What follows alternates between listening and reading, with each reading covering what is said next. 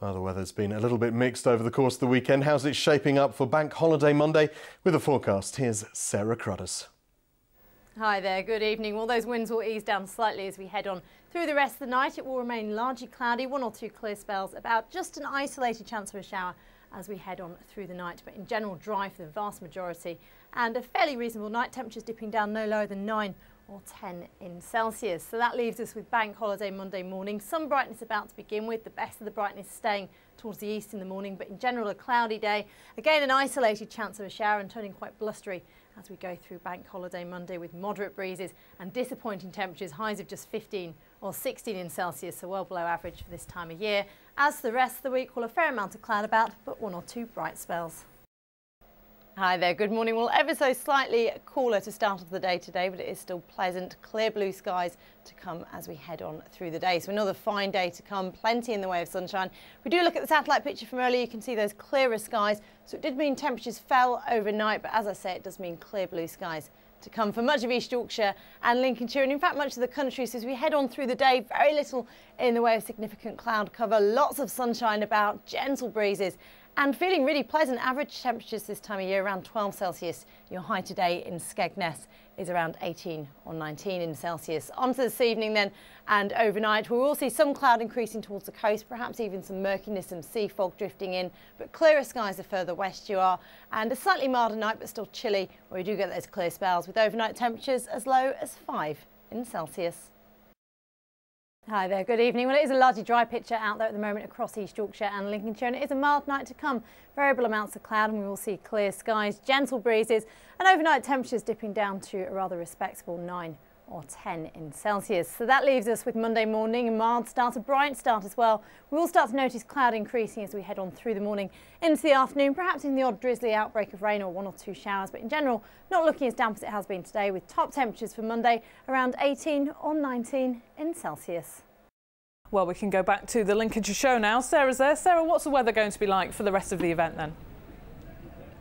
Well, believe it or not, Leanne, we just had a really heavy shower a minute ago, but the sun has come out, but it's not going to stay that way. So if we take a look at the graphics, not just for the Lincolnshire, but across Lincolnshire and East Yorkshire, we can see some scattered, quite heavy showers about. There is some drier intervals in between. We have got some sunshine at the moment, but in general, we will see more in the way of cloudy intervals as we head on through the afternoon. One or two of those showers on the heavy side. Top temperatures, though, not too bad, 19 Celsius, with gentle to moderate southwesterly winds.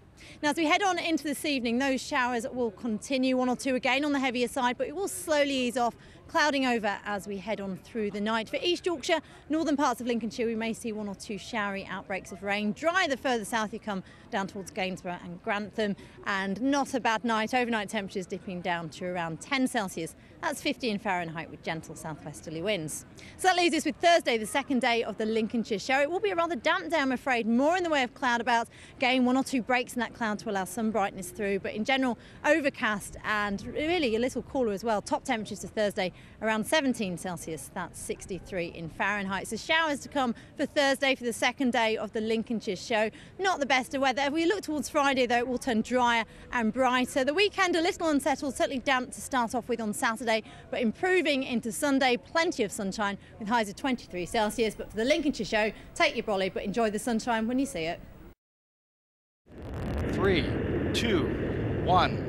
If it wasn't for Isaac Newton, space travel might not be possible, but with the launch of the space shuttle today, bark from his famous apple tree will be taken into space. Blazing a trail to scientific discovery. Newton, who is one of the great scientists of all times, to send a bit of his apple tree up there was just an opportunity we couldn't pass up.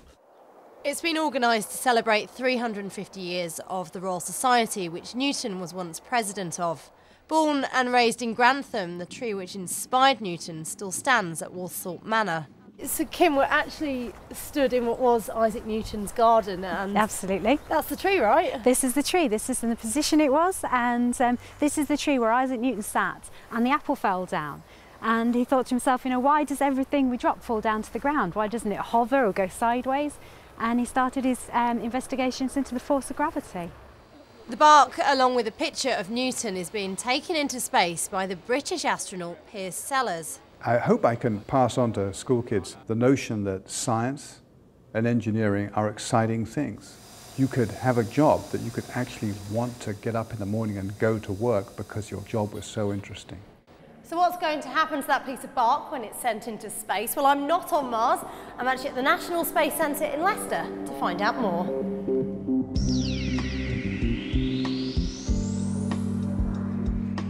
He really is chuffed to bits that he's able to take something into space that just means so much to so many.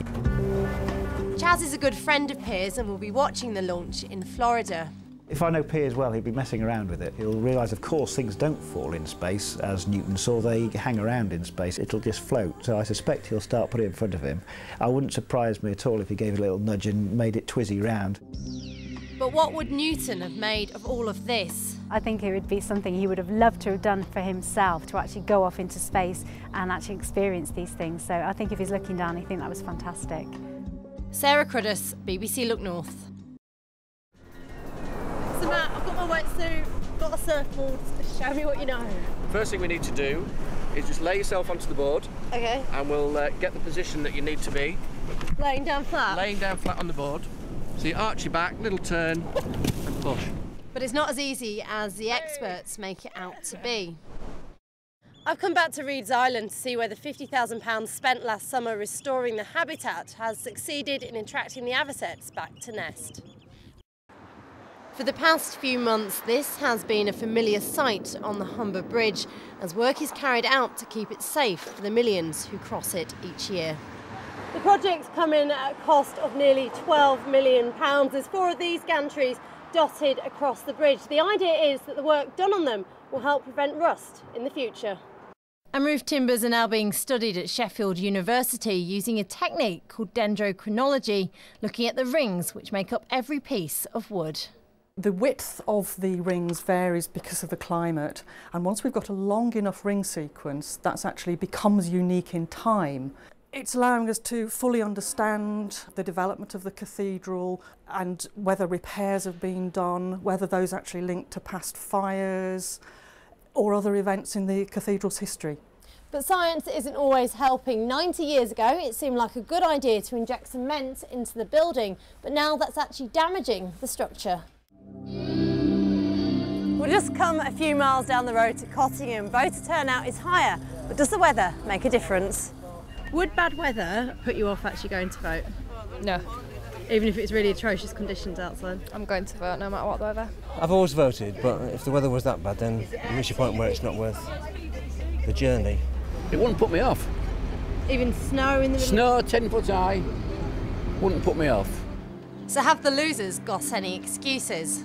Of course, weather must have some impact, but it does not make the sort of impact that's going to give somebody an excuse, and whoever loses tomorrow is not going to be able to blame the weather. Sarah Cruddas, BBC Look North.